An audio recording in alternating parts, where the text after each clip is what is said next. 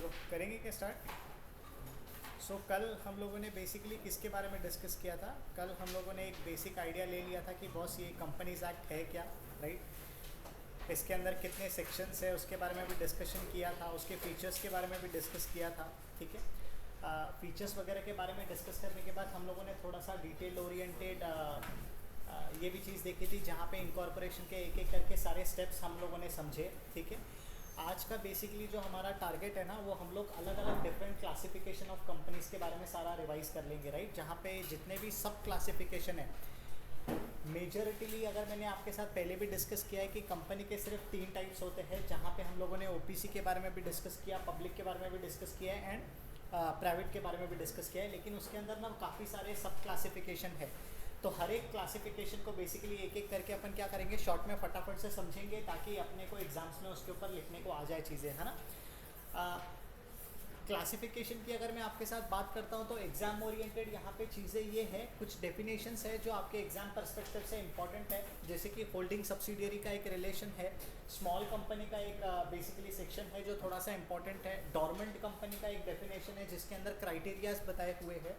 तो जहाँ पे भी आप इस तरीके के डेफिनेशंस को देख रहे हो उसको थोड़ा सा इंपॉर्टेंट मार्क कर दो, क्योंकि ऐसे क्वेश्चंस आपको केस स्टडीज़ के फॉर्म में पूछे जा सकते हैं, ठीक है। यहाँ पे जो क्लासेस ऑफ कंपनीज में आपके साथ बात कर रहा हूँ ना, अभी सिंपल सी बात है, हर एक स्पेसिफिक चीज़ को मैंने आपको पहले भी बताया है, हर एक स्पेसिफिक चीज़ को देखने के अलग अलग नज़रिए होते हैं। जैसे कि हम लोग बेसिकली 1-2 दिन पहले टी एंड कॉफ़ी के बारे में डिस्कशन कर रहे थे कि आप बोल रहे हो कि चाय अच्छी है कि कॉफ़ी अच्छा है, तो कहना है से आपके देखने का नज़रिया डिपेंड करता है कि वेदर वो चाय अच्छी है कि बुरी है। अगर आप स्वीटनेस के पर्सपेक्टिव से बात करते हो तो आपको डेफिनेटली चाय अच्छी लगेगी, लेकिन अगर आपका टेस्ट बोलता है कि कहीं ना कहीं मेरे को थोड़ा कैफीन चाहिए, थोड़ा कड़ू टेस्ट चाहिए, तो वहाँ पे आपको कॉफ़ी रिलेवेंट लगेगा, राइट। उसी तरीके से यहाँ पे कंपनी को ना अलग अलग नज़रिए से देखा जाता है, अलग अलग पर्सपेक्टिव से देखा जाता है, एंड अलग अलग पर्सपेक्टिव्स को बेसिकली यहाँ पे उसको on the basis of liability देखा जाएगा, on the basis of control देखा जाएगा, on the basis of members देखा जाएगा, and special types of companies देखी जाएगी।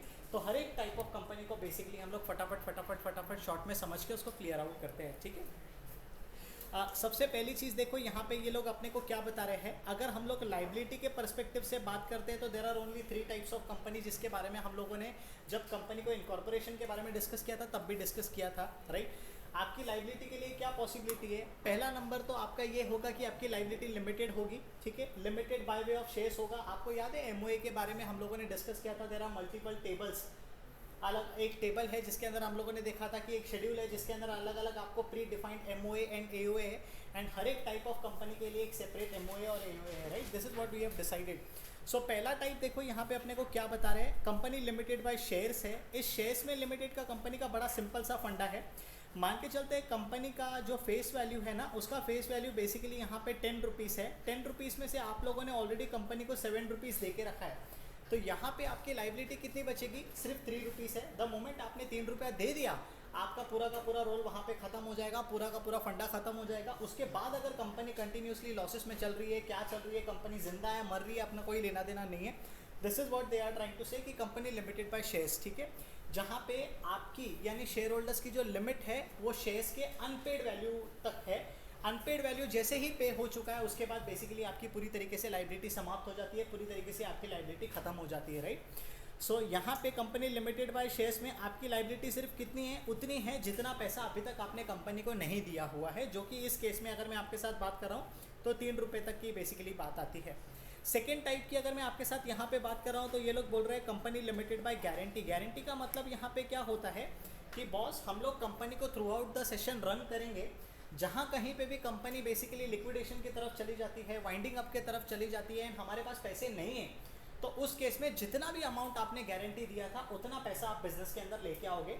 शेयर्स में एंड गारंटी में ये सबसे बड़ा मेजर डिफरेंस होता है कि कंपनी लिमिटेड बाय शेयर्स में आप कंपनी को इनकॉर्पोरेशन करते हो और कमिटमेंट का जब आप फॉर्म फाइल करते हो, याद है अपन ने कल देखा था INC 20A हमको फाइल करना पड़ता है, जिसके तहत हम लोग ये बताते हैं ROC को कि सर जितना भी मैंने प्रॉमिस किया था उतना पैसा मैंने बिजनेस के अंदर डाला हुआ है, और उसका बैंक स्टेटमेंट हम लोग अटैच करके उसका प्रूफ लगा सकते हैं।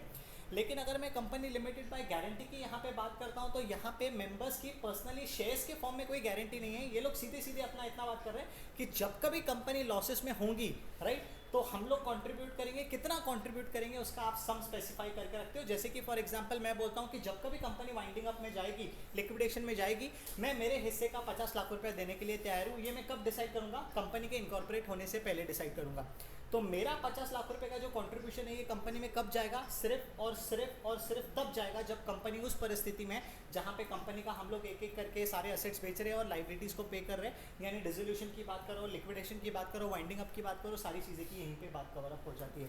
ठीक है, अच्छा ये देखो यहाँ पे उन्होंने स्पेसिफिकली लिखा है कि ये जो लाइबिलिटी है ये कब अराइज होगी? सब सिर्फ वाइंडिंग अप के टाइम पे अराइज होगी। जब तक कंपनी वाइंडिंग अप में नहीं जाती है मेरे तरफ से कंपनी को कोई भी पैसा मिलने वाला नहीं है। This is why they have use the word guarantee. Guarantee का मतलब क्या होता है कि अगर आप पेमेंट करने में फुलफिल नहीं, समक्ष नहीं रहते हो, तो उस केस में हम लोग आएंगे, हम लोग स्टेप इन करेंगे एंड हम लोग कंट्रीब्यूट करके आपको इस उलझन से बाहर निकालेंगे। इसी लाइबिलिटी वाले के अंदर तीसरी टाइप की कंपनी यहाँ पे देखो ये लोग क्या बता रहे हैं। अनलिमिटेड कंपनी है जहाँ पे मेंबर्स की लाइबिलिटी के लिए कोई लिमिट नहीं है। एग्जाम्पल के तौर पे बात कर रहा हूँ, कंपनी अगर 50 करोड़ के नुकसान में है तो ये 50 करोड़ आपको कंट्रीब्यूट करना है, उसमें आपके लिए कोई इफ एंड बट है ही नहीं। अच्छा, ऐसे भी पॉसिबिलिटी होता है कि कंपनी को लाइबिलिटी भरते भरते बेसिकली आप खुद इंसॉल्वेंट हो जाओ। That situation can also come, right. So मेरे को ऐसा लगता है कि जहाँ पे आप अनलिमिटेड कंपनी चला रहे हो इससे अच्छा तो आप पार्टनरशिप फॉर्म ऑफ ऑर्गेनाइजेशन चला लो। क्या मतलब पड़ता है आपको, अनलिमिटेड कंपनी उठा रहे हो। एंड ऐसे ऑर्गेनाइजेशंस को ना थोड़ा सा बैंक्स लोग भी पैसा वगैरह देने के लिए हिचकिचाते हैं। क्यों हिचकिचाते हैं? क्योंकि कभी कभार अगर मान के चलो कंपनी डिफॉल्टिंग नेचर में बन जाती है तो यहाँ पे लाइबिलिटी जो है मेंबर्स की अनलिमिटेड हो जाएगी, लेकिन मेंबर्स के पास जितना पैसा होगा वो लोग उतना ही कंट्रीब्यूट करेंगे। मेरी हैसियत अगर 1 लाख रुपए की होगी तो मैं सिर्फ 1 लाख कंट्रीब्यूट करके हाथ खड़े कर दूंगा कि बस भाई इससे ज़्यादा मेरे पास है नहीं। मेरे पर्सनल असेट्स को बेचोगे तो पर्सनल असेट बेचने के लिए मेरे पास कुछ होना भी चाहिए, right. This is what they are trying to say. So वहाँ पे आपका जो है कंपनी ऑर्गेनाइजेशन से लेकर पर्सनल असेट्स तक बात आ जाती है। इसके लिए बहुत सारे ऑर्गेनाइजेशन इस तरीके की कंपनी को खोलना पसंद ही नहीं करते, ठीक है। So when it comes to liability, इनका जो क्लासिफिकेशन है वो 3 तरीके से होता है। एक शेयर्स का है, एक गारंटी का है और एक अनलिमिटेड कंपनी का है। अगेन ये जो अनलिमिटेड लाइबिलिटी है ना, ये कब ट्रिगर होगी? जब आपकी कंपनी वाइंडिंग अप के टाइम पे जाएगी, जब आपकी कंपनी लिक्विडेशन में जाएगी। जब तक आपकी कंपनी जिंदा है, जब तक आपकी कंपनी एक गोइंग कंसर्न करके फंक्शन कर रही है ना, वहाँ पे आपकी कोई भी लाइबिलिटी ट्रिगर नहीं होगी। ये अपने दिमाग में बात बिठा के लेना है। यानी अगर मैं शेयर्स की आपके साथ बात करता हूँ, लिमिटेड बाय शेयर्स की, तो जब कभी कंपनी को एडिशनल पैसों की ज़रूरत पड़ सकती है, कंपनी आपसे अनपेड पैसे मंगा सकती है। लेकिन गारंटी की और अनलिमिटेड के केस में जब तक कंपनी गोइंग कंसर्न में है तब तक आपसे पैसे नहीं मंगा सकती। कंपनी को ख़त्म करने के बाद ही बेसिकली आप सारे के सारे पैसे कंट्रीब्यूट करोगे। समझ में आ रहा है अपन ने क्या डिस्कस किया? ये तो हो गया on the basis of liability, right. Second अपन अगर मैं आपके साथ यहाँ पे बात करता हूँ तो हम लोग यहाँ पे क्लासिफिकेशन कर रहे हैं on the basis of members. What is the meaning of members? What is the meaning of members? Members यानी यहाँ पे कौन होते हैं? The one who contributes the money in the form of capital, right?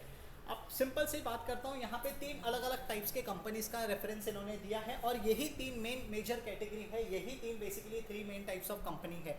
अभी जैसे फॉर एग्जांपल अगर मैं अपने आप को एक होल्डिंग कंपनी बोल रहा हूँ तो डेफिनेटली या तो मैं होल्डिंग कंपनी तो हूँ, लेकिन कहीं ना कहीं holding company will also be a private company और अ पब्लिक कंपनी। ये चीज़ तो अपने को क्लियर रखना चाहिए। अगर मैं गवर्नमेंट कंपनी अपने आप को बोलता हूँ तो यहाँ पे भी बेसिकली मेरा नेचर डिसाइडेड है। अगर मैं आपको सब्सिडियरी बोलता हूँ तो भी बेसिकली पॉसिबिलिटी है, तो मैं होल्डिंग भी हो सकता हूँ, सब्सिडियरी भी हो सकता हूँ, एसोसिएट भी हो सकता हूँ। सो कहीं ना कहीं वो है कि आप एक फॉर्म ऑफ ऑर्गेनाइजेशन डिसाइड करो, उसके ऊपर जो आपको अपने हिसाब से रंग लगाना है आप अपने हिसाब से लगा सकते हो। लेकिन नेचर तो बेसिकली ये 3 टाइप्स की कंपनी है, इससे बाहर कुछ भी नहीं है अपना, ठीक है। अगर फ्रैंकली मैं आपके साथ बात करूं तो थोड़ा सा अलग सेगमेंट के अंदर आपका सेक्शन 8 कंपनी आ जाती है, जहां पे आपका मेन पर्पस होता है चैरिटी करना। उसके बारे में भी अपन डिस्कस करेंगे, ठीक है। सो यहाँ पे 3 मेन कंपनीज के बारे में बताया गया है। एक 1 पर्सन कंपनी है, एक प्राइवेट कंपनी है, एक पब्लिक कंपनी है, ठीक है। सबसे पहले तो मैं आपके साथ यहाँ पे डायरेक्टर्स एंड मेंबर्स की बात करता हूँ। कितने डायरेक्टर्स लगेंगे 1 पर्सन कंपनी के अंदर? Minimum 1, maximum 1। Are you sure? Maximum 15 तक जा सकते हैं 1 पर्सन कंपनी के अंदर भी? नहीं यार, मेरे को डाउटफुल लग रहा है। कितना जा सकते हैं? Just give a thought. अरे 1 पर्सन नाम में ही लिखा है, 15 जा सकते हैं क्या? बिजनेस को मैनेज करने के लिए आप मल्टीपल लोगों को अपॉइंट कर सकते हो क्या? एब्सोल्युटली यस, यहाँ पे कोई दिक्कत नहीं है। प्राइवेट कंपनी की बात करता हूँ तो मिनिमम नंबर ऑफ मेंबर्स कितने हैं? 2, लेकिन मैक्सिमम कितने हैं? सॉरी मैं बोर्ड ऑफ डायरेक्टर्स की बात कर रहा हूँ। मैक्सिमम कितने हो जाएंगे? 15। तीसरा, अगर मैं आपके साथ पब्लिक कंपनी की बात कर रहा हूँ तो मिनिमम नंबर ऑफ मेंबर्स कितने हैं? 3। Are you sure? Board members की बात कर रहा हूँ। और उसके बाद अगर मैं मैक्सिमम की बात कर रहा हूँ तो मैक्सिमम कितना है? तो क्या मैं 15 के ऊपर जा सकता हूँ क्या? क्या कंपनी लॉ ने वो प्रोविजन रखी हुई है? कैसे जा सकते हैं हम लोग? स्पेशल रेजोल्यूशन पास करना है। स्पेशल रेजोल्यूशन कहाँ पे पास कर सकते हैं? जनरल मीटिंग में। जनरल मीटिंग मतलब किसकी मीटिंग होती है? बोर्ड ऑफ डायरेक्टर्स की मीटिंग होती है कि शेयर होल्डर्स की मीटिंग होती है? शेयर होल्डर्स की मीटिंग होती है। अच्छा, when it comes to number of members, यानी वो पैसा, वो पर्सन जो बेसिकली आपके बिजनेस के अंदर कैपिटल के फॉर्म में इन्वेस्टमेंट करेगा। So as far as one person is concern, minimum is 1, maximum is 1. As far as private company is concerned, minimum is 2, maximum is 200. And as far as public company is concerned, minimum is 7 and maximum is unlimited, right? यहाँ पे कोई limit नहीं है। आप 1 लाख ले लो, आप 10 लाख ले लो, आप 50 लाख ले लो, कोई दिक्कत की बात नहीं है, कोई परेशानी की बात नहीं है। सो मेंबर्स का क्राइटेरिया क्लियर है, बोर्ड ऑफ डायरेक्टर्स का क्राइटेरिया क्लियर है। अब थोड़ा सा नाम के ऊपर फोकस करते हैं। अगर आपकी कंपनी एक 1 पर्सन कंपनी करके ऑपरेट कर रही है तो कंपलसरीली आपको आपके नाम के पीछे क्या लगाना है? ओपीसी लगाना है। ओपीसी अगर आप नहीं लगा रहे हो तो आपको कंप्लीट वे में लिखना है कि it's a 1 person company, right? अगर आपकी कंपनी एक प्राइवेट लिमिटेड है तो नाम के पीछे कंपलसरीली आपको क्या लगाना पड़ेगा? प्राइवेट लिमिटेड लगाना पड़ेगा। अगर आपकी कंपनी एक पब्लिक कंपनी है तो नाम के पीछे कंपलसरीली आपको वहाँ पे लिमिटेड लगाना पड़ेगा, ताकि आपका नाम पढ़ के आप किस टाइप ऑफ कंपनी हो उसके बारे में पूरी तरीके से पता किया जा सके, ठीक है? अच्छा, इसके अलावा अगर मैं आपके साथ बात करता हूं तो थोड़ा सा कैपिटल के बारे में चर्चा कर लेते हैं। कैपिटल के बारे में भी हम लोगों ने डिस्कशन किया था हमारे डिटेल लेक्चर्स के अंदर। So as far as private company is concern, वहां पे मिनिमम कैपिटल कितना होना चाहिए? जस्ट अप्लाई योर माइंड, मैंने बताया था आपको इस चीज़ के बारे में। मिनिमम कैपिटल कितना होना चाहिए अगर आप एक मेरे साथ प्राइवेट कंपनी की बात कर रहे हो तो? नहीं, हमने डिस्कस किया है यार 100%। थोड़ी देर चालू करोगे ऐसी प्लीज़? कोई लिमिट नहीं है। मतलब क्या मैं 50 लाख से शुरुआत कर सकता हूँ? अच्छा चलो, 50 लाख तो बहुत बड़ा फिगर बता दिया। क्या मैं 500 रुपये से शुरुआत कर सकता हूँ? क्या 50 रुपये से?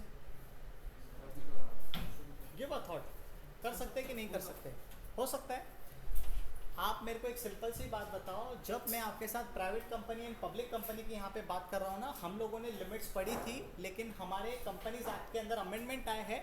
एंड ये अमेंडमेंट बेसिकली अपने को क्या बोलता है कि आपको स्पेसिफिक अमेंडमेंट आने के बाद कोई भी स्पेसिफिक रेस्ट्रिक्शन नहीं है, कोई भी क्राइटेरिया नहीं है। यानी अगर एक पब्लिक कंपनी चाहे तो अपना 100 रुपीज़ के साथ कैपिटल के साथ शुरुआत कर सकती है, कोई परेशानी की बात नहीं है, ठीक है? आपके एग्जाम में इस तरीके से क्वेश्चन बन सकता है कि कंपनीज एक्ट बोलता है इतना मिनिमम कैपिटल होना चाहिए, that is 1 lakh and 5 lakh का लिमिट होना चाहिए। वो लिमिट नहीं मिल रहा है तो आप कंपनी नहीं इनकॉर्पोरेट कर रहे हो। आज के तारीख में प्राइवेट कंपनी के लिए और पब्लिक कंपनी के लिए कोई भी कैपिटल लिमिट स्पेसिफाइड नहीं है। इसके लिए हमको क्या करना है, आप नॉर्मल 100 रुपीज़ के साथ भी अपने बिजनेस को स्टार्ट कर सकते हो, कोई दिक्कत की बात नहीं है, ठीक है? अच्छा, इसके अलावा अगर मैं आपके साथ बात करता हूँ कैपिटल के अलावा कॉमन सील की बात करेंगे। What is the meaning of common seal? हम लोगों ने एलएलपी में भी डिस्कस किया था, ऊपर भी पढ़ के आया, ऑफिशियल सिग्नेचर। तो क्या ऑफिशियल सिग्नेचर 1 पर्सन कंपनी को चाहिए? सोच के बताओ। मैंडेटरी है? ऑप्शनल है? प्राइवेट कंपनी को ऑप्शनल है, पब्लिक कंपनी को? ये कब से ऑप्शनल हुआ है? 2015 के अमेंडमेंट से। 2015 के पहले की अगर मैं आपके साथ बात करता हूँ तो यहाँ पे आपके पास कॉमन सील होना बहुत ज़्यादा ज़रूरी है।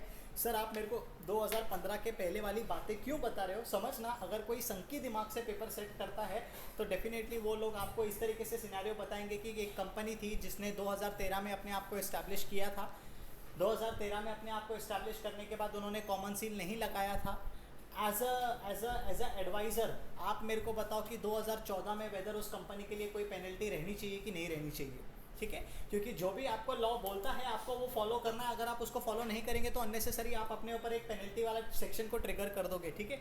2013 एंड 2014 की आपके साथ बात करता है। आपका अभी का क्या पड़ा हुआ है कि कॉमन सील यहाँ पे ज़रूरी नहीं है, तो इस केस में आप उनको बोल सकते हो कि सर 2015 से बाद की अगर मैं आपके साथ बात करता हूँ तो there is no literally compulsion कि आपको कॉमन सील होना चाहिए। लेकिन क्योंकि 2014 में आपके पास कॉमन सील नहीं था तो जो भी उस समय का पेनल्टी सेक्शन था वो आपको यहाँ पे ट्रिगर हो जाएगा एंड उसके हिसाब से आगे जाना पड़ेगा। समझ रहा है कि अपन क्या डिस्कस कर रहे हैं, है ना?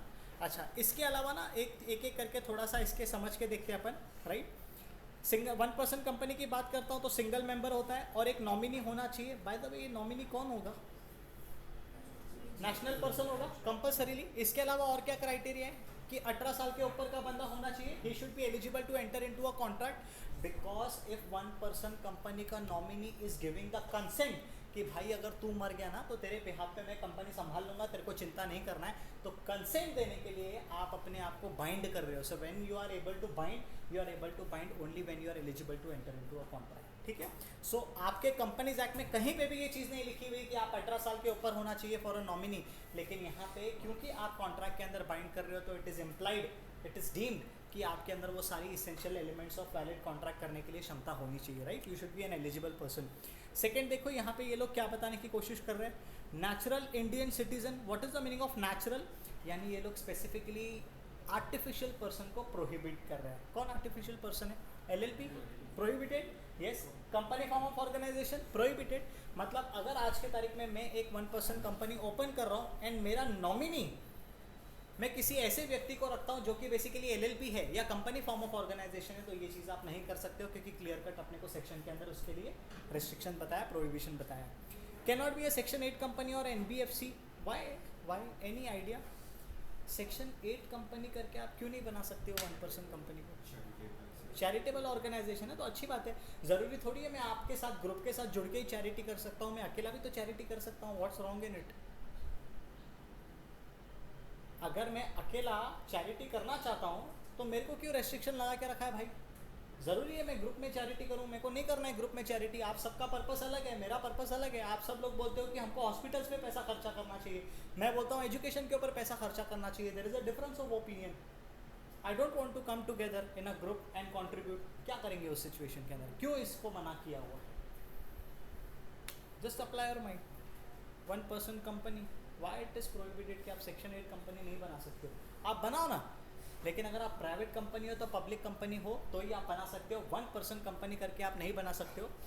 1 पर्सन कंपनी कॉन्सेप्ट लाने के पीछे का बेसिक पर्पस यही था कि जितने भी अनरेगुलेटेड बिजनेस है हमारे इंडिया के अंदर सोल प्रोप्राइटर के फॉर्म में, उसको लिमिटेड लाइबिलिटी का दर्जा दिया जा सके. सो अगर 1 पर्सन कंपनी को लिमिटेड लाइबिलिटी का दर्जा दिया जाएगा तो 1 पर्सन कभी भी फ्रॉड करेगा तो बहुत प्रॉब्लमेटिक सिचुएशन होगा, क्योंकि 1 पर्सन कंपनी के लिए जो कंप्लायंसेस है वो बहुत कम है, बहुत सारे रिलैक्सेशन देके रखे हैं, तो ट्रांसपेरेंसी चुप्पी रह सकती है. इसके लिए यहाँ पे आपको बोला है कि आप 1 पर्सन कंपनी हो, आप सेक्शन 8 का काम नहीं करेंगे. अगर आपको सेक्शन 8 का काम करना है तो आप प्राइवेट में जाओ या पब्लिक में जाओ. क्यों? क्योंकि प्राइवेट या पब्लिक में जाएंगे तो आपके लिए कंप्लायंसेस लंबे चौड़े हैं, एंड अगर कंप्लायंसेस लंबे चौड़े तो आपको अच्छी खासी डिस्क्लोजर देना पड़ेगा, एंड हम लोग आपके ऊपर ट्रैक रख सकते हैं कि आप क्या कर रहे हो, क्या नहीं कर रहे हो, और जो भी कर रहे हो जेन्यून कर रहे हो कि नहीं कर रहे हो. इसके लिए यहाँ पे प्रोहिबिशन डाल के रखा है.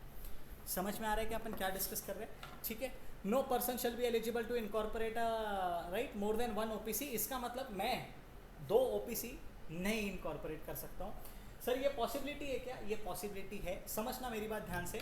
अगर मैंने एक OPC इनकॉर्पोरेट किया है एंड मैं दूसरी OPC के लिए जा रहा हूँ तो कंपनी लॉ अपने को सीधा सीधा बोलता है कि आप ये चीज़ नहीं कर सकते हो, क्योंकि आप ही फुल फ्लेज्ड मेंबर हो जो अपने एक ऑर्गेनाइजेशन को आगे लेके जा रहे हो. आप अजय देवगन बनने की अगर कोशिश कर रहे हो जहाँ पे आप 2 गाड़ियों के बीच में पैर रखोगे तो कहीं ना कहीं एक ऐसा सिचुएशन आएगा, एक कंपनी इधर एक कंपनी इधर, तुम खड्डे में, एंड साथ ही साथ जो भी स्टेक होल्डर्स उसके साथ जुड़े हुए हैं सब बर्बाद हो जाएंगे. Right. We need to understand that aspect as well.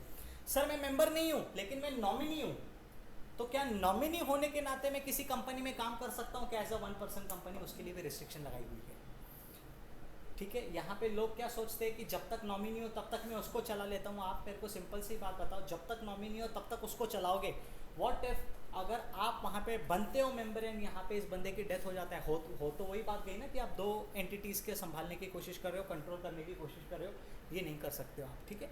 यहाँ पे अपने को प्रोहिबिशन और रिस्ट्रिक्शंस लगाए हुए हैं. डायरेक्टर के बारे में हम लोगों ने ऑलरेडी चीज़ें डिस्कस किया है. बाय द वे सेक्शन कौन सा एक बार याद कर सकते हो तो 2 सबसेक्शन 62. कुछ बेसिक सेक्शन है जो आपको हमेशा याद रहना चाहिए कंपनीज एक्ट के अंदर. राइट. दूसरा प्राइवेट कंपनी के लिए it comes to section 2 subsection 68. कितने मेंबर्स है? 2. मैक्सिमम कितना है? 200. लेकिन इन 200 के लिमिट के अंदर कुछ लोग हैं जिनको एक्सक्लूड करके रखा है. इसका केस स्टडी बन सकता है एग्जाम के अंदर. इसको एक इंपॉर्टेंट मार्क करके रखो. ठीक है. कौन से लोग हैं जिसको एक्सक्लूड किया है?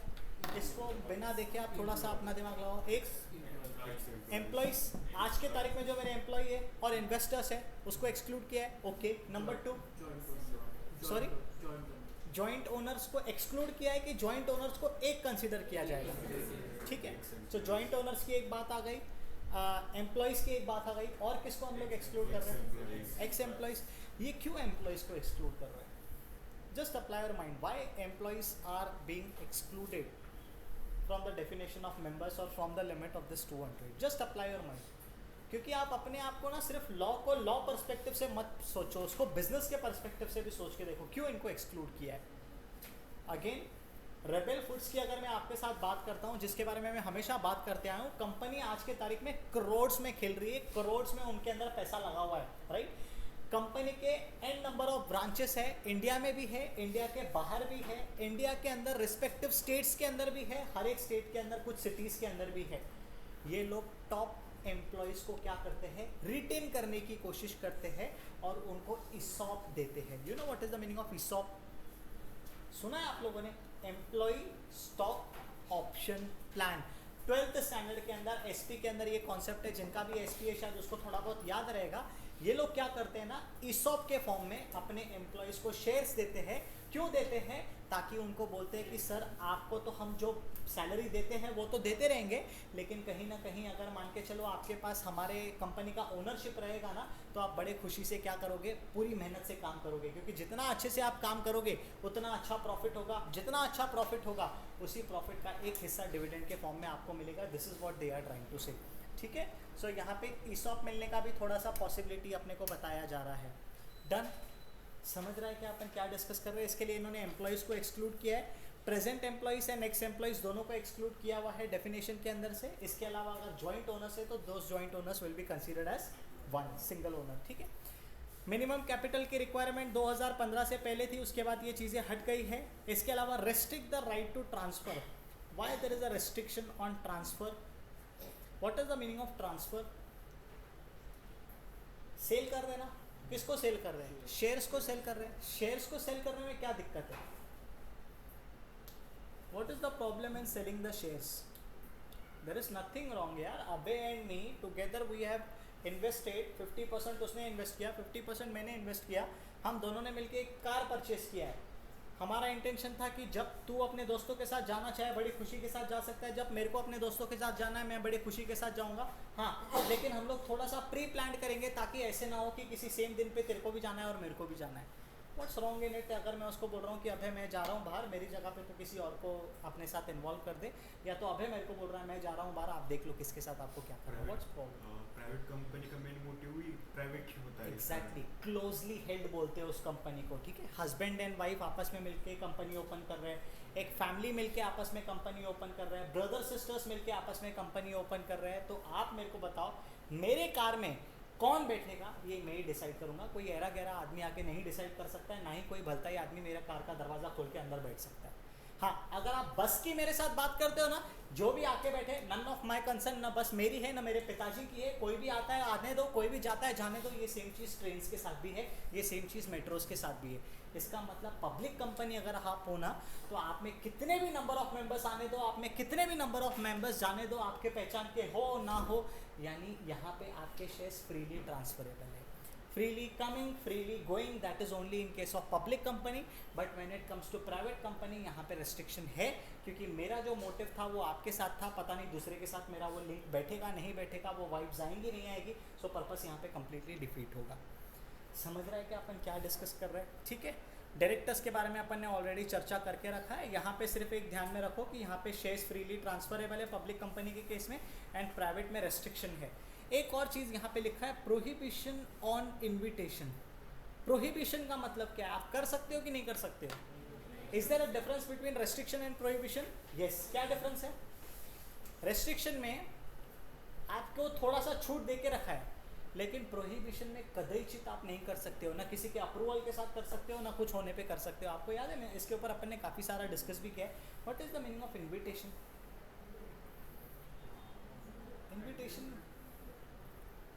इन्विटेशन का मतलब क्या हो सकता है? Why invitation is relevant over here, if you can just apply your mind.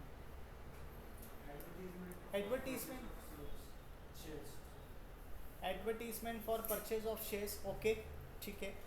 सो यहाँ पे उसको इन्विटेशन यानी एडवर्टीजमेंट करने के लिए क्या दिक्कत है? आप क्या बोल रहे हो सर कि 200 लोगों का मेंबर का क्राइटेरिया है, तो 200 मेंबर्स को इकट्ठा करने के लिए मैं अगर 1000 लोगों को एडवर्टीजमेंट दे रहा हूँ तो इसमें गलत बात क्या है?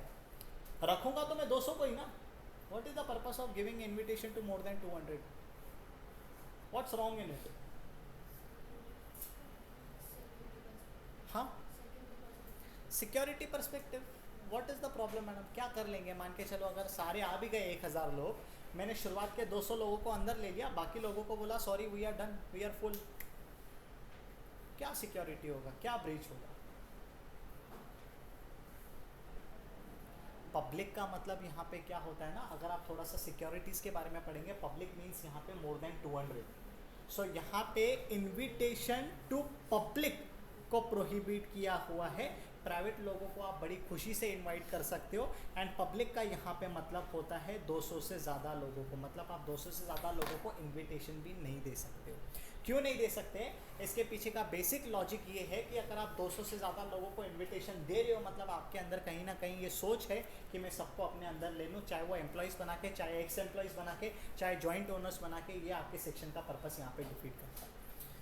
समझ में आ रहा है कि अपन क्या डिस्कस कर रहे हैं? चलो, कितने टाइप से कंपनी के? 3. On the basis of members. Members का मतलब शेयर होल्डर. शेयर होल्डर मतलब वो पर्सन जिसने कंपनी के अंदर क्या किया है? इन्वेस्टमेंट किया है. ठीक है. अच्छा, एक बार फटाफट क्विक रिवीजन कर दे. अभी तक अपन ने क्या क्या पढ़ा है? सबसे पहले तो अपन ने डिस्कस किया classification on the basis of liability. Liability कितनी तरीके की हो सकती है? 3. Limited by shares, limited by, तीसरा क्या है? Unlimited. Second, on the basis of members. Members के बेसिस पे कितनी कंपनी बन सकती है? 3. First is OPC, second is private, third is public. So OPC में minimum number of board of directors कितना है? ओपीसी में 1. प्राइवेट में कितना है? 2. पब्लिक में कितना है? 3. तीनों में मैक्सिमम कितना है? 15. 15 के ऊपर जा सकते हैं? बिल्कुल जा सकते हैं. As far as share holder is concern, minimum in case of OPC 1 and private 2, public 7. अच्छा, मैक्सिमम की अगर मैं आपके साथ बात करता हूँ, ओपीसी इट्स 1. एक ही मेंबर हो सकता है, एक से ज़्यादा तो नहीं हो सकता है. प्राइवेट की अगर मैं बात करता हूँ 200. 200 के अंदर किसको किसको एक्सक्लूड करोगे? Current employ, ex employ, joint owner will be considered as 1. ठीक है. अच्छा, पब्लिक के लिए no specific limit. Private company के लिए अगर मैं रेस्ट्रिक्शन की बात करता हूँ तो ट्रांसफ़र के लिए रेस्ट्रिक्शन है. एंड अगर मैं वहाँ पे ही आपके साथ पब्लिक कंपनी की बात करता हूँ तो फ्रीली ट्रांसफरेबल है. एंड ओपीसी की अगर मैं आपके साथ बात करता हूँ तो यहाँ पे पूरी तरीके से निश्चित है कि मेरे मरने के बाद कौन आएगा, क्योंकि वहाँ पे आप पहले ही नॉमिनी अपॉइंट करके रखते हो. रेस्ट्रिक्शन का मतलब होता है कि आप पूछ के कर सकते हो. जैसे कि फॉर एग्जाम्पल अभय एंड मैंने साथ में मिलकर एक कार परचेज किया. मैंने बोला कि मैं बाहर जा रहा हूँ, तो यहाँ पे जिस दूसरे बंदे को मैं इंट्रोड्यूस कर रहा हूँ, Abhay is comfortable with him as well, so if he is comfortable with him as well, तो यहाँ पे हम लोग क्या कर सकते हैं? उस कंपनी को आगे लेके जा सकते हैं बड़ी खुशी के साथ, कोई दिक्कत की बात नहीं है. लेकिन ओपीसी की अगर मैं आपके साथ बात करता हूँ ना, एवरीथिंग इज निश्चित कि कौन अपने बिजनेस को आगे लेके जाएगा मेरे जाने के बाद. ठीक है. चलो, अभी अपन थोड़ा सा बात करते हैं कंट्रोल. कंट्रोल को समझने से पहले on the basis of access to capital देख लेते हैं. What is the meaning of access to capital? By the way, if you can just add on, if you can just interpret access to capital. capital मतलब हर वो पैसा जो आपने अपने business के अंदर डाला है. सो इसके अंदर लिस्टेड कंपनी, अनलिस्टेड कंपनी है. बेसिक इंटरप्रिटेशन है. What is the meaning of listed company? Discuss किया है अपन ने. What is listed company? Registered stock exchange के पास जो रजिस्टर्ड है. What is the meaning of stock exchange? And क्यों स्टॉक एक्सचेंज के पास आप रजिस्टर करते हो? अगेन ये चीज़ आपने एसपी में भी देखी होगी, जो एसपी वाले हैं. अदरवाइज तो थोड़ा सा आपको समझना चाहिए. क्या लगता है? What is listed company? What is unlisted company? क्यों आप लिस्टिंग के लिए जाते हो? एंड क्या पर्पस है कि आप अनलिस्टेड अपने आप को रखते हो? सर, आपने तो बहुत सुना होगा लिस्टिंग मतलब हम लोग अपने आप का स्टॉक एक्सचेंज पे नाम देखना चाहते हैं. ऐसी कौन सी कंपनी है जो अपना नाम अपने ऊंचाई पे नहीं देखना चाहती है, हाइट्स पे नहीं देखना चाहती है? Every company is deserving to become a listed company. Then what is the purpose nowadays they are struggling to becoming a listed? क्या पर्पस है? क्या इन दोनों के बीच में डिफरेंस है? It is simple. जितना ज़्यादा आपको कैपिटल चाहिए उतना ज़्यादा आपको फैलना पड़ेगा, राइट? जितना ज़्यादा आपको कैपिटल चाहिए उतना ज़्यादा आपको हाथ फैलाना पड़ेगा. एग्जाम्पल, आपने अपने लोगों से तो मांग लिया, इसके साथ साथ आपने बैंक्स को भी अप्रोच कर दिया, आपने भी पैसा डाल दिया, आपके फ्रेंड्स एंड फैमिली मेम्बर्स ने भी पैसा डाल दिया, आपके दोस्त यारों ने भी पैसा डाल दिया, मर्चेंट बैंकर ने भी पैसा डाल दिया. सब ने पैसा डालने के बाद भी अभी भी आपको और पैसों की ज़रूरत पड़ रही है. तो आप यानी कंपनी क्या करते हो, आम जनता के पास जाते हो, आम जनता को पूरी तरीके से डिस्क्लोजर देते हो, ट्रांसपेरेंसी देते हो, अपने आप को एक प्लेटफॉर्म पे लिस्ट करते हो कि मैं जो भी काम करूंगा आपको बताऊंगा, कंटिन्यूस बेसिस पे अपडेट रखूंगा, आप बस मेरे को अपना पैसा दे दो बिजनेस के फॉर्म में। इसके एग्जांपल्स बता सकते हो क्या sir? Take it Reliance Industries, take it Asian Paints, take it HDFC bank limited, ये सारे के सारे कंपनीज है जो लिस्टेड है। लिस्टेड का मतलब होता है कंपनीज ने अपने आप को स्टॉक एक्सचेंज के पास लिस्ट किया है। स्टॉक एक्सचेंज का मतलब शेयर मार्केट होता है जहाँ पे आप क्या कर रहे हो, अपने शेयर्स बेच के आम जनता के पास से पैसा उठा रहे हो, राइट। जिसने आम जनता के पास से पैसा नहीं उठाया है स्टॉक एक्सचेंज पे अपने आप को लिस्ट करके, उसको हम लोग क्या बोलते हैं, unlisted company. It is as simple as it can be, ठीक है। कुछ स्पेशल टाइप्स ऑफ कंपनीज के बारे में डिस्कस करेंगे। First they are talking about government company. Any idea what is government company? Discussion हुआ है? ये देखो यार, थोड़ा सा ना रिवीजन है, फटाफट चीज़ें ग्रैब करके जाओ। जहाँ पे भी आपको लग रहा है सर नहीं समझ में आया, उधर ही हाथ खड़े कर दो कि there is a problem, right. क्योंकि यहाँ पे चीज़ें अगर स्किप होती गई ना, आपको आगे जाके दिक्कत होगा। एंड मेरा ऐसा सच्ची में आपके पास से एक्सपेक्टेशन है, भले आप जनवरी वाले हो, भले आप मई वाले हो, जैसे जैसे हमारा रिवीजन यहाँ पे ख़त्म होते जा रहा है ना, घर पे जाके आप इसको पढ़ रहे हो। क्योंकि नहीं पढ़ रहे हो तो it is better you don't sit in class, क्योंकि आपका यहाँ पे अननेसेसरी 1 से 1.5 घंटा वेस्ट हो रहा है क्लास में बैठ के, ठीक है। So if you are reading, if you are learning, तब आपका पर्पस यहाँ पे फुलफिल हो रहा है। हम लोग सिर्फ पॉलिश करने की कोशिश कर रहे हैं। Yes, what is government company? जिसमें इन्वेस्टमेंट किसने किया है? सरकार ने इन्वेस्टमेंट किया है। अच्छा, सरकार कितने तरीके की होती है? दो, या आप ऐसे मान के चलो, ठीक है, लोकल बॉडी को 2 मिनट के लिए हटाते हैं हम लोग। एक है सेंट्रल गवर्नमेंट, एक है स्टेट गवर्नमेंट। मतलब अगर सेंट्रल गवर्नमेंट ने इन्वेस्टमेंट किया है किसी कंपनी के अंदर, ठीक है, तो भी वो गवर्नमेंट कंपनी बन जाएगी। अगर स्टेट गवर्नमेंट ने इन्वेस्टमेंट किया है किसी कंपनी के अंदर, तो भी वो गवर्नमेंट कंपनी बन जाएगी। लेकिन यहाँ पे उन्होंने लिमिट बताया हुआ है। कितना लिमिट है? यहाँ पे उन्होंने बोला है कि कम से कम 51% of the paid up share capital किसने हेल्ड करना चाहिए? या तो सेंट्रल गवर्नमेंट ने, या तो स्टेट गवर्नमेंट ने, या तो सेंट्रल गवर्नमेंट और स्टेट गवर्नमेंट आपस में मिलकर क्या कर रहे हैं? होल्ड कर सकते हैं। सर ऐसा पॉसिबिलिटी है क्या अलग अलग स्टेट गवर्नमेंट साथ में मिलकर इन्वेस्टमेंट कर रहे हैं? Example Maharashtra and Goa jointly making an investment in one company, क्या उस कंपनी को भी हम लोग गवर्नमेंट कंपनी बोलेंगे? एब्सोल्युटली यस, ठीक है।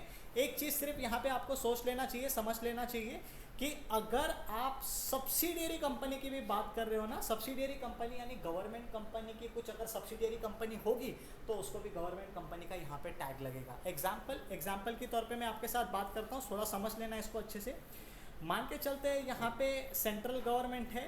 सेंट्रल गवर्नमेंट ने ए लिमिटेड के अंदर इन्वेस्टमेंट किया है। ए लिमिटेड का कैपिटल 100 रुपीज़ है। सेंट्रल गवर्नमेंट ने इसमें से 51 रुपीज़ इन्वेस्टमेंट किया है। तो आमतौर पे तो आप मेरे को यही बोलोगे कि sir A limited is a government company. Absolutely yes. लेकिन अगर ए लिमिटेड ने बी लिमिटेड के अंदर इन्वेस्टमेंट किया है 51% या उससे ज़्यादा, तो कहना है सिर्फ बी लिमिटेड सब्सिडियरी बन जाएगी, ए लिमिटेड यहाँ पे होल्डिंग बन जाएगी। सो बी लिमिटेड अगर सब्सिडियरी है ना, तो subsidiary of A limited will also be considered as a government company. ये एक चीज़ अपने दिमाग के अंदर क्लैरिटी ला लो। इसका क्वेश्चंस आपको पूछे जाएंगे। एक और भ्रम मैं आपके दिमाग से निकालना चाहता हूँ कि गवर्नमेंट कंपनी के जो एम्प्लॉयज़ होते हैं ना, वो सरकारी कर्मचारी नहीं होते हैं, उनको कोई पेंशन नहीं मिलता है, ना ही वो गवर्नमेंट के रूल्स एंड रेगुलेशन के हिसाब से रेगुलेट होते हैं। Because it's a company form of organisation, तो कंपनी जो भी रूल्स एंड रेगुलेशंस बनाएगी सब कुछ उसके हिसाब से ही चलेगा। सर इसका एग्जाम्पल आप मेरे को बता सकते हो क्या? इसके बेसिक एग्जाम्पल जो आजकल के तारीख में है दैट इज़ ONGC कंपनी है, एक सेल करके कंपनी है, steel authority of India limited. ये सारे के सारे वो कंपनीज है जिसने हमारे भारत के अंदर, भारत सरकार ने क्या किया है? इन्वेस्टमेंट किया है। एक तीसरी कंपनी भी बता देता हूँ सिर्फ आपके रेफरेंस के अंदर, गेल लिमिटेड करके है, पढ़ लेना इनके बारे में, राइट। एक और चीज़ है भेल करके एक कंपनी है। ये सारी की सारी, एक इलेक्ट्रिक्स की कंपनी है, एक गैस की कंपनी है, नेचुरल गैसेस की कंपनी है, एक स्टील की कंपनी है। यहाँ पे सरकार ने इन्वेस्टमेंट करके रखा है। सरकार का इन्वेस्टमेंट करने के पीछे का बेसिक पर्पस यही होता है कि प्राइजेस को कंट्रोल किया जा सके। सारा का सारा स्टील सेक्टर अगर प्राइवेट के हाथ में आ गया ना, तो प्राइवेट का मेन मकसद होता है प्रॉफिट कमाना। यहाँ पे सरकार क्या करती है? अपने डेवलपमेंट पर्पस के लिए इन्वेस्टमेंट करके रखती है, ताकि अपने को तो इनके तरफ से सही भाव में सामान मिलना चाहिए, वरना it will be too much problematic scenario. समझ में आ रहा है अपन क्या पढ़ रहे हैं, क्यों पढ़ रहे हैं, उसका लॉजिक क्या है? ठीक है। सो गवर्नमेंट कंपनी का जो सेक्शन है वो कौन सा सेक्शन है? Section 2 subsection 45। चलो एक बार सेक्शन याद दिला दो। OPC का सेक्शन क्या है? 2 सबसेक्शन 62। प्राइवेट का क्या है 2 सबसेक्शन। पब्लिक का क्या है सेक्शन 2 सबसेक्शन। अच्छा, इसके अलावा गवर्नमेंट कंपनी का क्या है सेक्शन 2 सबसेक्शन 45। बाकी जो चुल्लू फुल्लू है उसको याद रखने की कोई ज़रूरत है नहीं यहाँ पे, ठीक है। चलते हैं एक आगे फटाफट नेक्स्ट स्टेप को समझते हैं। स्मॉल कंपनी, इसको लिख दो, one of the most important, institute का फेवरेट है। यहाँ पे एग्जाम में क्वेश्चन पूछने के पॉसिबिलिटीज़ है। आपको सुन के दुख होगा कि अभी 1-2 दिन पहले हमारे भारत सरकार ने स्मॉल कंपनी के डेफिनेशन के लिमिट्स को चेंज किया हुआ, ठीक है। सर वो डेफिनेशन के लिमिट्स हमारे को एप्लीकेबल है क्या? नहीं है आपको एप्लीकेबल, ठीक है, लेकिन बदलाव हुआ है। तो जो भी आप ये पढ़ रहे हो आज के तारीख में वो आउटडेटेड हो चुका है, क्योंकि आज के तारीख में लिमिट इज समथिंग डिफरेंट। लेकिन आपको सिलेबस पर्सपेक्टिव से अगर मैं आपको बता दूं तो सिलेबस पर्सपेक्टिव से जो भी चीज़ें यहाँ पे अपन डिस्कस कर रहे हैं दैट इज़ फाइनल। यही चीज़ आपको अपने एग्जाम में जाके छाप के आना है, लिख के आना है। समझ रहा है क्या मैं आपके साथ क्या बात कर रहा हूँ? एक चीज़ आपको याद है, हम लोग एलएलपी के बारे में डिस्कस कर रहे थे तो 2 क्राइटेरियाज था किसी भी एलएलपी को स्मॉल कंपनी में कैटेगराइज करने के लिए। कौन से 2 क्राइटेरियाज थे? कैपिटल, वन इज कंट्रीब्यूशन, जिसको आप कंपनी के केस में कैपिटल बोलते हो, सेकंड टर्नओवर। वही 2 क्राइटेरिया यहाँ पे है, कोई डिफरेंस नहीं है। अगर किसी भी कंपनी को आपको स्मॉल कंपनी करके घोषित करना है तो एक तो उसका जो पेड अप कैपिटल है ना वो 4 करोड़ से ज़्यादा नहीं होना चाहिए। दूसरा, उसका जो टर्नओवर है ना वो किसी भी हालत में 40 करोड़ से ज़्यादा नहीं होना चाहिए। सर इसको याद रखने का ट्रिक क्या है? 440, सिंपल 440। पहला कैपिटल आएगा, कैपिटल इन्वेस्टमेंट होगा तो टर्नओवर बनेगा। आपको समझने के लिए बता रहा हूँ, 4 करोड़ डाल के 40 करोड़ बनेंगे तब आपकी कंपनी प्रॉफिटेबल है। 40 करोड़ डाल के 4 करोड़ निकालेंगे तो नहीं बन सकता है। सर इसको याद कैसे करेंगे? First comes capital, then comes turnover. Capital will always be less and turnover will always be on the higher side. So 440 paid up capital, turnover, and इन दोनों के बीच में यहाँ पे एंड लिखा है। इसका मतलब दोनों के दोनों कंडीशंस यहाँ पे फुलफिल होनी चाहिए। कोई भी एक कंडीशन यहाँ पे फुलफिल नहीं हो रही है तो आप स्मॉल कंपनी के डेफिनेशन के अंदर नहीं आओगे। समझ रहे हो कि अपन क्या डिस्कस कर रहे हैं? कुछ इंपॉर्टेंट चीज़ें हैं, इन्होंने स्पेसिफिकली लिखा है कि अगर आप सेक्शन 8 कंपनी हो तो आपको हम स्मॉल कंपनी के कैटेगरी के अंदर नहीं डालेंगे। नंबर 1, अगर आप होल्डिंग कंपनी हो या सब्सिडियरी कंपनी हो तो भी हम आपको स्मॉल कंपनी के डेफिनेशन के अंदर नहीं डालेंगे। और अगर आप कोई ऐसे कंपनी हो जिसको स्पेशल एक्ट से रेगुलेट किया जाता है तो भी हम आपको स्मॉल कंपनी के डेफिनेशन में नहीं डालेंगे। क्यों? आपकी मनमर्जी थोड़ी चलेगी यार, क्यों नहीं डालेंगे? हम लोग सवाल कर रहे हैं ना गवर्नमेंट को, वाई? इसका रीज़न ये है कि सेक्शन 8 कंपनी का मेन पर्पस क्या है? चैरिटी करना, ठीक है। सो चैरिटी अगर आप कर रहे हो तो क्या आप प्रॉफिट कमा सकते हो क्या? नहीं, आपका मकसद ही यहाँ पे चैरिटी करना है। तो चैरिटी करना है तो फिर आपको क्यों स्मॉल कंपनी या लार्ज कंपनी के डेफिनेशन में? आपको लालच ही नहीं होनी चाहिए कि मैं किस कैटेगरी के अंदर अपने आप को देख रहा हूँ, राइट। अगर मेरे अंदर लालच है कि I am mid size, I am large size, यानी आपके अंदर कहीं ना कहीं चैरिटी की भावना बाद में है, पहले पैसे कमाने की भावना है। Second, holding and subsidiary. Holding and subsidiary का मतलब क्या है? होल्डिंग मतलब मैं किसी को तो होल्ड कर रहा हूँ। अगर मैं किसी दूसरे कंपनी को कंट्रोल करने की क्षमता रखता हूँ, मतलब क्या मैं अपने आप को नहीं संभाल पाऊंगा? Obviously yes. सर लेकिन सब्सिडियरी की तो गलती नहीं है। आप मेरे को एक सिंपल सी बात बताओ ना, a child of a rich person is also considered as a rich even though he has done nothing in life. मानते हो आप मेरी बात? तो एक सब्सिडियरी कंपनी जो है ना, इवन दो वो पूरी तरीके से कंगाल है, पूरी तरीके से भिखारी है, तो भी बेसिकली उनको क्या करके कैटेगराइज नहीं कर सकते, स्मॉल करके नहीं कर सकते। क्यों? क्योंकि उसका होल्डिंग कंपनी सफिशिएंट वाला बंदा होगा। इसके लिए उनको क्लियर कट एक्सक्लूड किया है। तीसरा, a company govern by special act. इसका एग्जाम्पल के तौर पे अगर मैं आपको चीज़ें बता दूँ तो you can take the example of RBI. खैर वो तो स्टैट्यूटरी के अंदर आता है, अपने को उस चीज़ में नहीं पढ़ना है, बस ये मैं थोड़ी सी चीज़ें आपको बता दे रहा हूँ, ठीक है। सर क्यों ये स्मॉल कंपनी का डेफिनेशन क्यों बना है, ये लॉजिक भी मैं आपको बताता हूँ, समझना मेरी बात ध्यान से। मान के चलते हैं मैंने company form of organisation choose किया है बिजनेस करने के लिए, ठीक है। क्यों? क्योंकि इसके अलग अलग बेनिफिट्स हैं। एक तो मेरे को आर्टिफिशियल जुडिशियल पर्सन का बेनिफिट मिलता है, दूसरा लिमिटेड लाइबिलिटी का बेनिफिट मिलता है, तीसरा मेरी पहचान दब के रहती है, चुप के रहती है, फेस पे कंपनी काम कर रही है। आप समझना, कंपनी फॉर्म ऑफ ऑर्गेनाइजेशन के लिए 470 सेक्शन से अपन पढ़ के आए थे इंट्रोडक्शन वाले के अंदर। तो एक छोटी सी कंपनी जो अपने आप को ग्रो करना चाहती है, अगर वो कंप्लायंसेस में पड़ जाएगी तो वो अपने बिजनेस के ऊपर कभी फोकस कर पाएगी यार? आप हर एक महीने के अंदर उसको बोलोगे कि आपको एक बोर्ड मीटिंग लेना है, आपको एक फॉर्म भरना है। आप मेरे को बताओ, अगर कंपनी का जो चीफ एग्जीक्यूटिव ऑफिसर है वो लॉयर के साथ, कंपनी सेक्रेटरी के साथ, सीए के साथ बैठ के ये फालतू के कंप्लायंसेस की बात करेगा तो बिजनेस कभी ग्रो होगा। और बिजनेस अगर ग्रो नहीं होगा तो हमारे भारत की जो मेजर कंसर्न है ना कि एम्प्लॉयमेंट को हमको बढ़ाना है, अनएम्प्लॉयमेंट को दूर करना है, वो कभी भी फुलफिल नहीं होगा।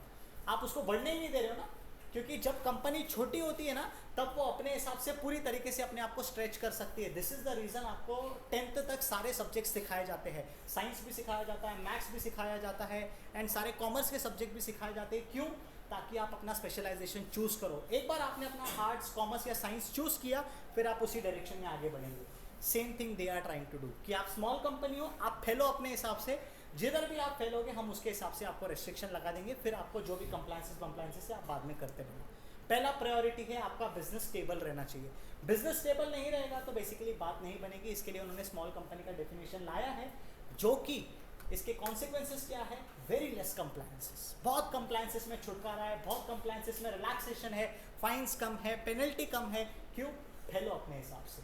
आपको मैं एक चीज़ बताता हूँ, रियलिटी में आपने देखा होगा कुछ कुछ पेरेंट्स ऐसे होते हैं ना जो अपने बच्चों को लेके थोड़े से बहुत ज़्यादा सेंसिटिव होते हैं कि नहीं मट्टी क्यों खा रहा है, अरे हमने तो कीचड़ भी खाई और कीचड़ के साथ पता नहीं क्या क्या आया है। तो कहना से आज के टाइम में हम दोनों के बीच में ज़मीन आसमान का फ़र्क हो सकता है? Absolutely yes, you can see the result. आप एक बार हम दोनों को कहीं पे भेज दो ऐसी जगह पे, सेम टारगेट को अचीव करने के लिए, आप देख सकते हो दोनों के बीच में क्या फ़र्क बन सकता है। सेम चीज़ें यहाँ पे है। समझ रहा है कि अपन क्या डिस्कस कर रहे हैं? What is the meaning of small company? हर वो कंपनी जो दो क्राइटेरियाज फुलफिल करती है। कौन से दो क्राइटेरियाज है? Number 1, paid up capital. How much is paid up capital का limit? Not more than 4 crore. Second limit क्या है? टर्नओवर। टर्नओवर का मतलब क्या है? सेल्स। सेल्स कहाँ पे रहता है? सेल्स का इफेक्ट अपने को कहाँ पे दिखता है? प्रॉफिट वगैरह के फॉर्म में, अकाउंट्स के अंदर। कहाँ पे लेके आते हो उसको बाद में आप? तो आपके प्रॉफिट एंड लॉस अकाउंट की अगर मैं आपके साथ बात करता हूँ ना, प्रीवियस ईयर के प्रॉफिट एंड लॉस अकाउंट का जो आपका टर्नओवर है, जो आपका सेल्स है, वो कितना? 40 करोड़ से ज़्यादा नहीं होना चाहिए।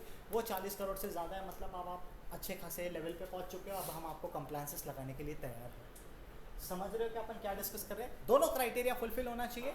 लेकिन अगर आप सेक्शन 8 कंपनी हो तो एक्सक्लूडेड, अगर आप होल्डिंग हो तो एक्सक्लूडेड, अगर आप सब्सिडियरी हो तो एक्सक्लूडेड, अगर आप कोई ऐसी कंपनी हो जिसके लिए स्पेशल एक्ट है तो भी आप एक्सक्लूडेड है। इसके अलावा ना इन्होंने एक और क्राइटेरिया यहाँ पे रखा है कि आप कंपलसरीली ना प्राइवेट कंपनी रहना ज़रूरी है। सर क्यों?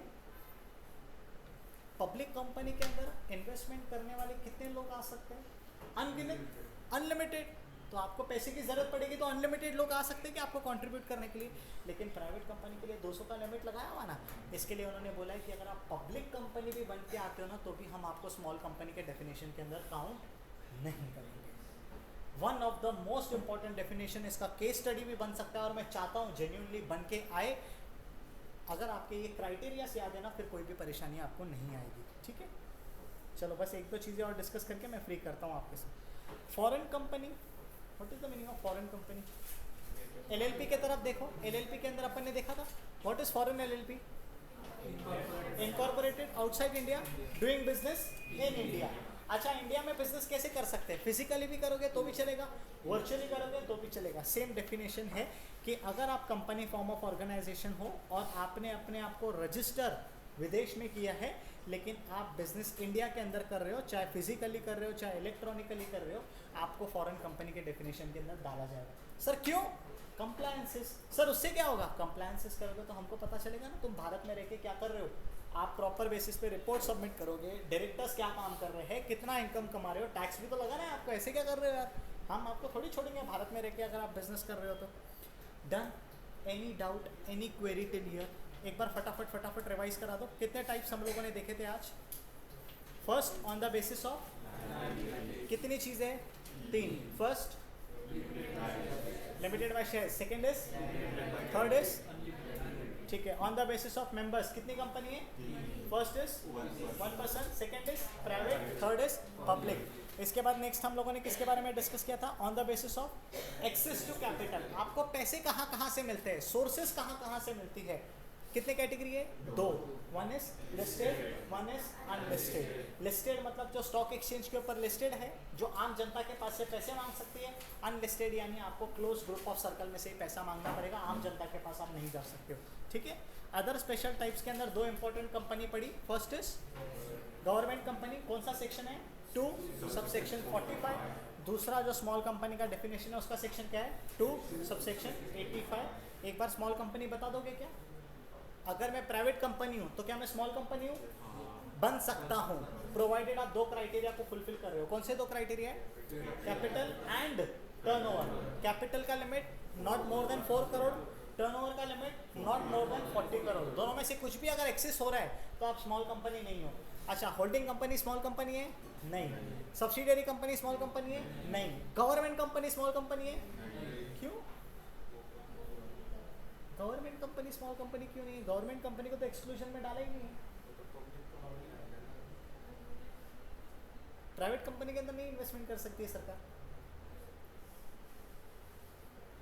अरे दादा, अगर सरकार ने इन्वेस्टमेंट किया है तो सरकारी कंपनी भी एक तरीके की सब्सिडियरी कंपनी बन जाएगी ना, तो इनडायरेक्टली उसको भी एक्सक्लूड करेंगे ना, ठीक है। और क्या है? स्पेशल एक्ट वाली कंपनी स्मॉल कंपनी के अंदर आएगी। Any doubt, any query? चलो, धन्यवाद।